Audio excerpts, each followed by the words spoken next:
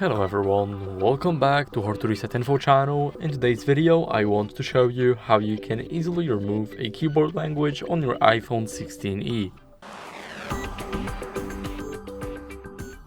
So first, what you guys need to do is open up settings and now head over to general. Now here, what you guys want to do is head over to keyboard, scroll down until you see it, and now go to keyboards. In here, what we can do is click on edit, and here we can, by clicking the little red icon, we can click here to delete it.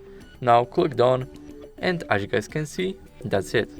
Thank you guys for watching, make sure to leave a like, subscribe, and see you in the next video. Bye.